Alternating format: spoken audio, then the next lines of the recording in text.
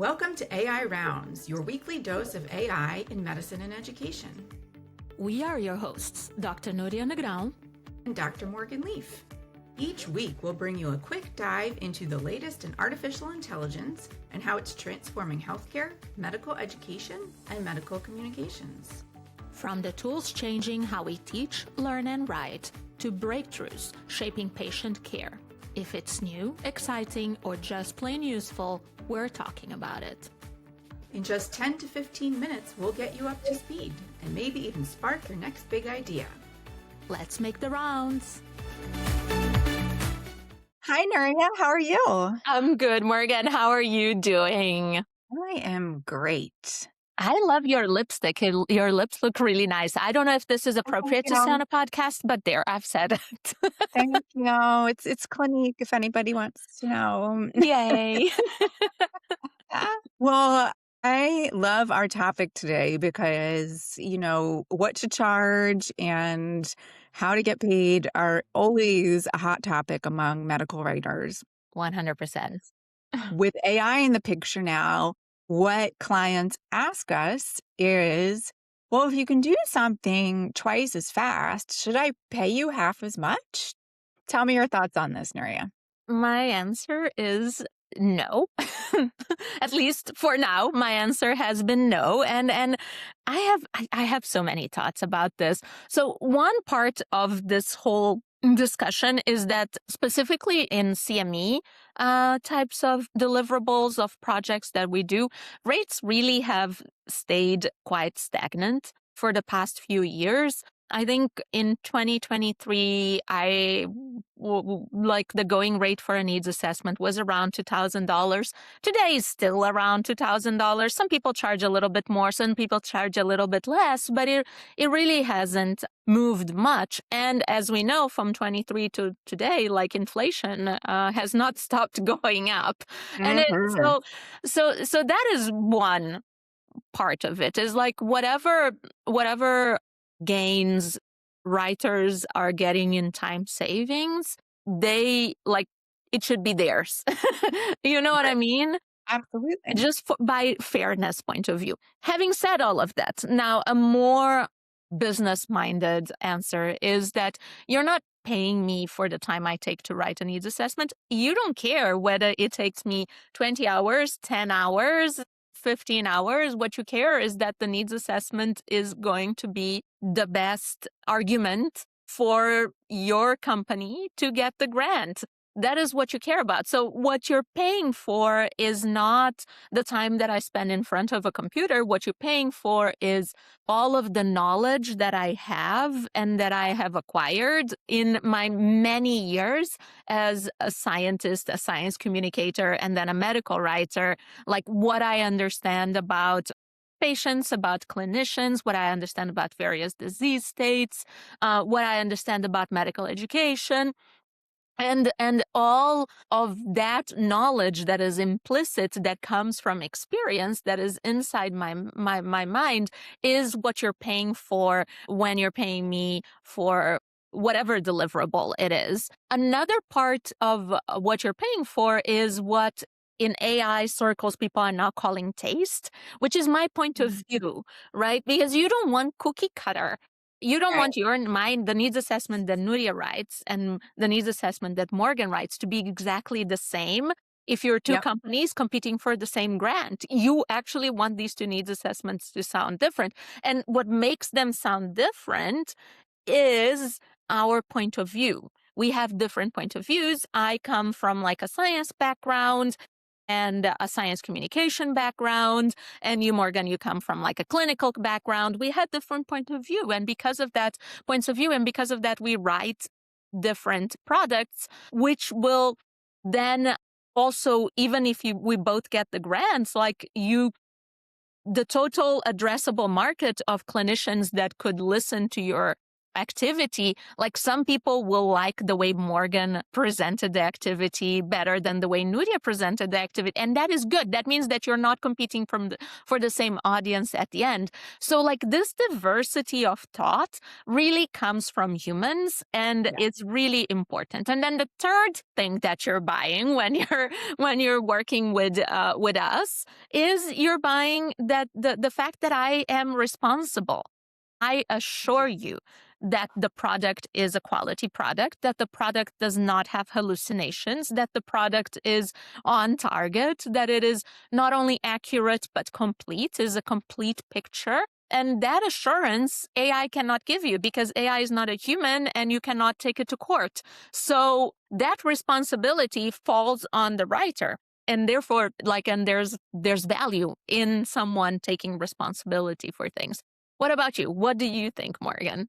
I agree with you 100%. And I like to boil it down for people to, you're not paying me for my time, you're paying me for my expertise, right? Yeah. And I think anybody with any type of advanced skill set or advanced degree should keep that in mind with their business at all times, right? Even when I was a practicing physician, that's true, right? You're not paying the doctor for their time necessarily. To a certain extent, you are, but the time isn't always proportional to the cost of the visit, and not to go down the road of like cost of healthcare, because that's just a whole mess. So we're definitely comparing apples to oranges here a little bit. But when you need somebody with an advanced skill set or expertise to do a job for you, you're not just paying for their time at the moment. You're paying for my $200,000 medical education. You're paying for the money I lost out on because I was in school for the entirety of my 20s and didn't have a full, adult salary until I was 30. You're paying for all of that. So it's not just I'm paying for your time right at this minute. Yeah. You need my expertise. You can't, if your background is in sales, you simply don't know if you could maybe generate whatever type of document you need from generative AI. But if you don't know if that's scientifically accurate or appropriate, then at this point in time, you still need to pay for the expertise to make sure that you're certain, or you risk losing business because of it, right? Yeah. So with that being said, Nuria, do you think and we don't need to talk about just CME here with this, but kind of broadly thinking about the tasks any medical writers do, will we be coming to a point where AI does this just with 100% accuracy and reliability from square one, where maybe really our only job is simply as a fact checker? And at that point, are we going to maybe lower our prices? So I think about that as well, right? I think about what if, because you are not paying for my time, but time does kind of factor in to how we think about these things. So like if a task used to take like a week to write a needs assessment, and now from beginning to end, I can do it in a day. Which means that I could theoretically do 5 needs assessments a week, right? At what point in time, at what point of that efficiency gain will the market want to shift the price to a lower price? And I do think that if things become really that much more efficient, we might be looking at a downshift in price.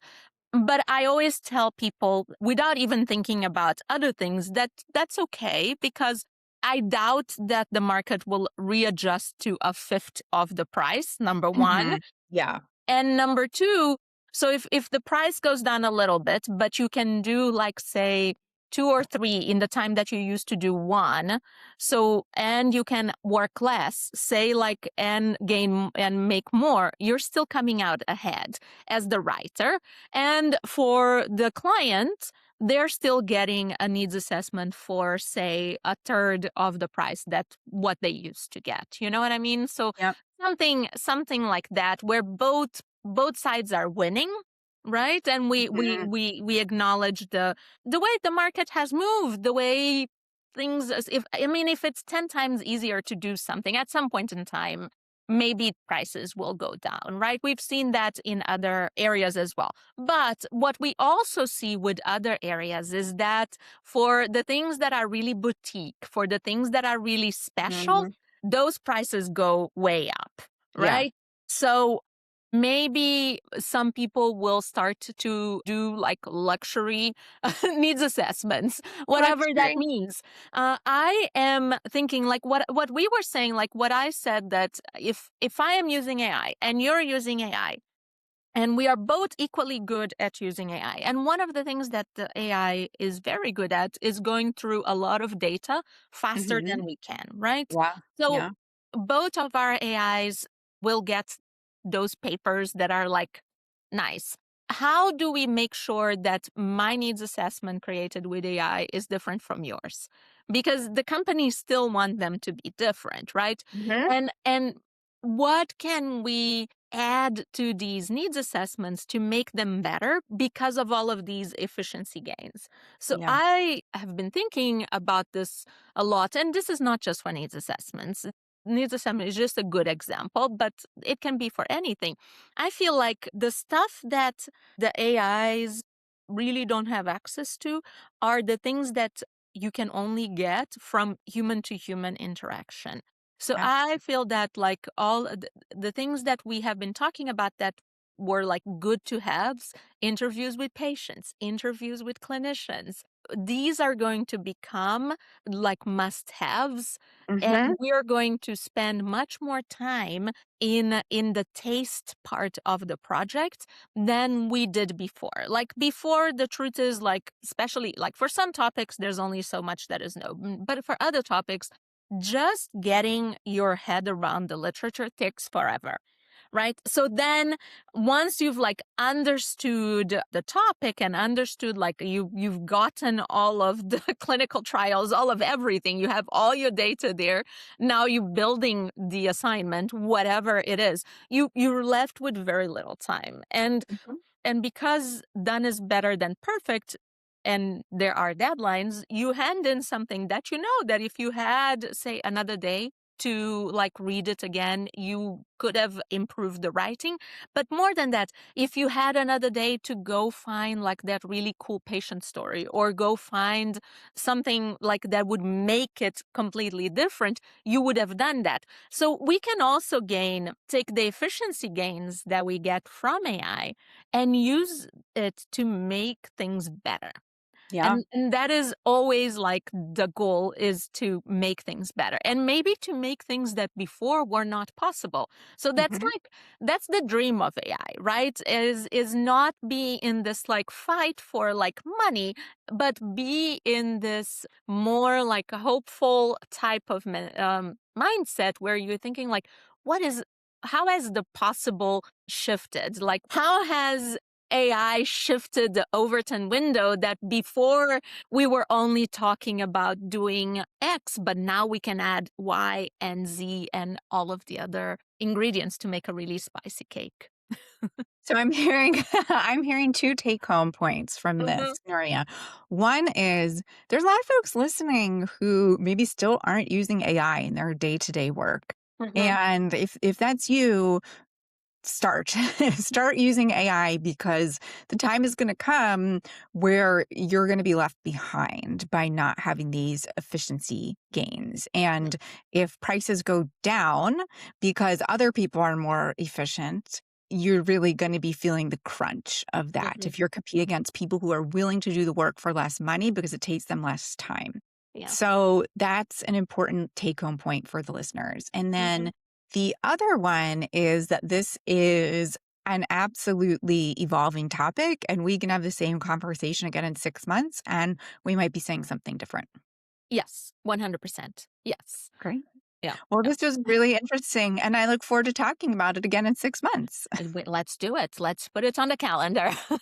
Perfect. Thanks, Nuria. All right. Bye. Bye.